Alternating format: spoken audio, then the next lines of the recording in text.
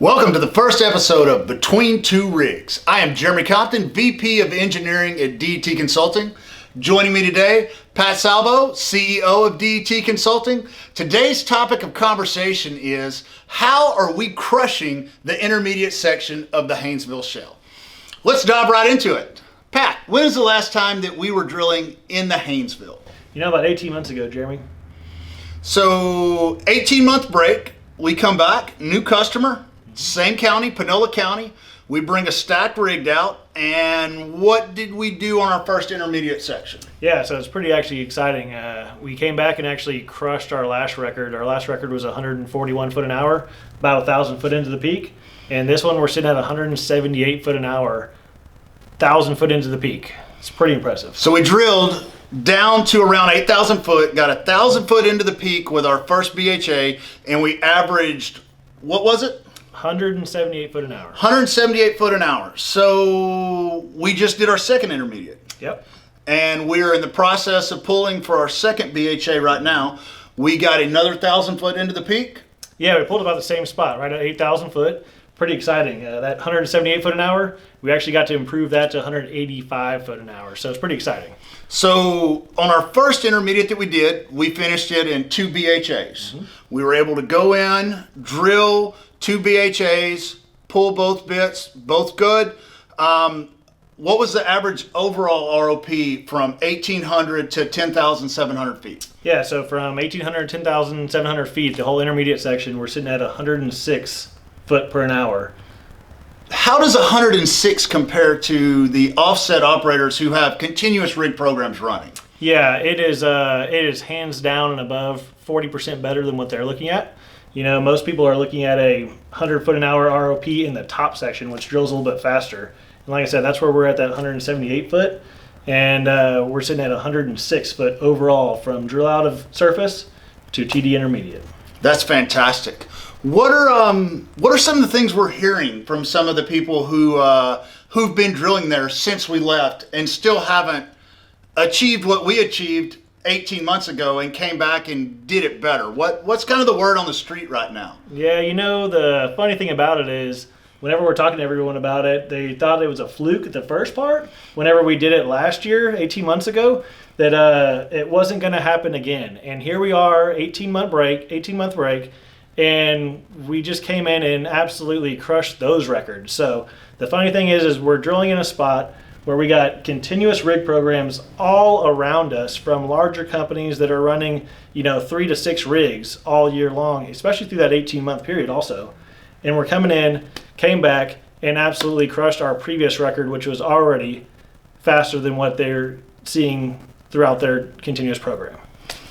I think that's the main thing that we preach, at DET. Performance is everything, but the difference is the leadership, the principles, what we do when we come in, the engineering behind the scenes and preparing for us to pull a stacked rig out, go back to a place we haven't drilled in 18 months, and immediately jump 40 to 50% ahead of people who have rigs running nonstop all day, every day for the past 2 or 3 years and just crush what they're doing and not tear a lot up doing it either.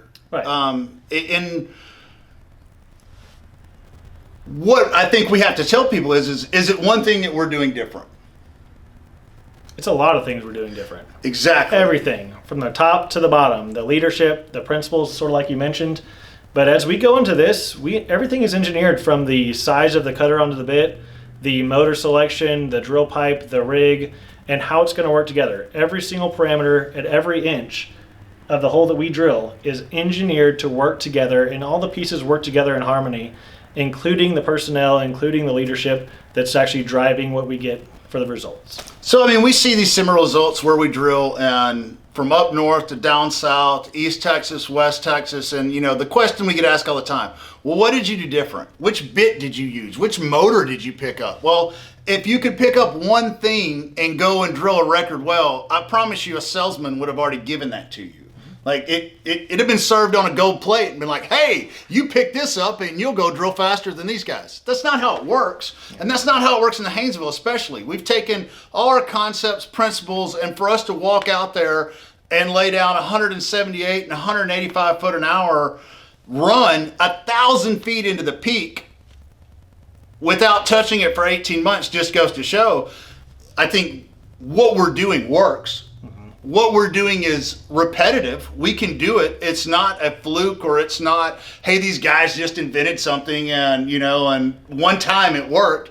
And I think it really gives smaller operators a leg to stand on, because a guy that wants to drill 2 wells a year in the Haynesville, or 20, versus a company that's drilling 60 or 80 can bring a group and our team in and our principals and leadership, and we'll drill faster, better wells than the people that are there all day, every day. And we're proving that. And it's, it ruffles feathers.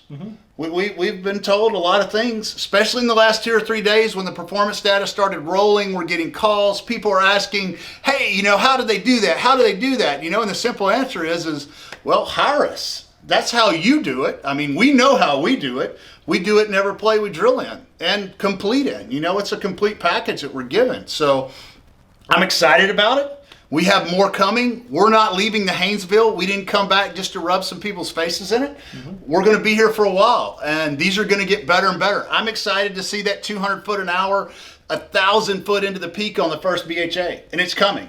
Yeah. We're still hacking. We're tweaking, between picking up a stack rigged and fine-tuning motors, fine-tuning personnel, stuff like that.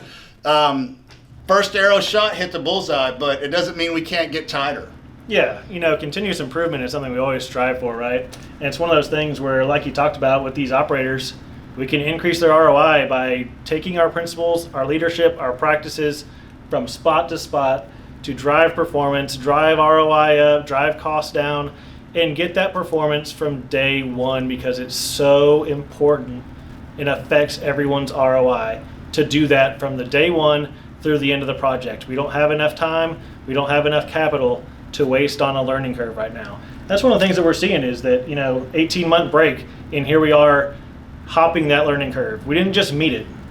Yeah. We absolutely crushed it. We didn't come in and match what we did 18 months ago. We came in and beat what we did 18 months ago, which is the fastest ever drilled in the field. Yeah. In a heavily drilled field. For sure. So the model works, right? Like what we're doing works. We're proud of it.